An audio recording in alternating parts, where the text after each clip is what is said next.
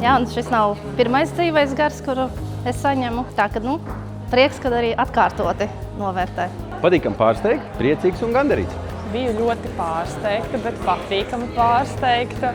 Pagājušais gads man bija tas gads, kad tiešām es varēju sev pateikt, ka es esmu nopelnījusi to novērtējumu. Tas ir tā kā motivācija turpināt strādāt vēl vairāk un cītīgāk. Ja dari darbu no sirds un saņem atzinību, tad tas ir ļoti pagodinoši. Tāds ļoti liels pagodinājums pēc tik īsa laika. Tā man nozīmē izaugsmi, tas, ka novērtē to, ko tu dari.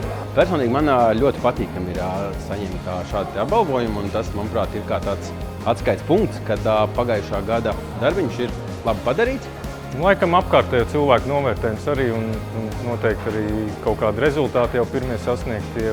Tas nozīmē, ka esmu darbā izdarījis kaut ko vairāk, no kā no manis prasīts, kas arī sakrīt ar to, ka izdarīt vairāk, un ja to var izdarīt, kāpēc to neizdarīt?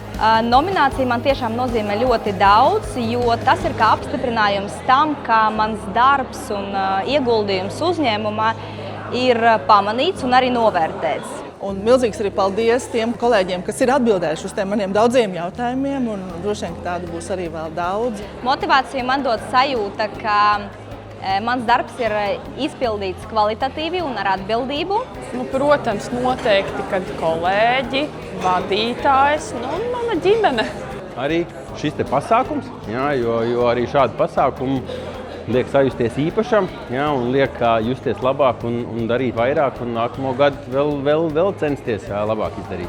Laikam tā īstā jēga un rezultāts no mana darba parādās ilgtermiņā, tad šis ir tāds liels uzticības kredīts. Tas, laikam, tāda mana iekšējā motivācija, kā es teicu par to, ka ja var izdarīt, kāpēc tas nav izdarīts, un ar to es arī pieeju darbam. Tas mani motivē.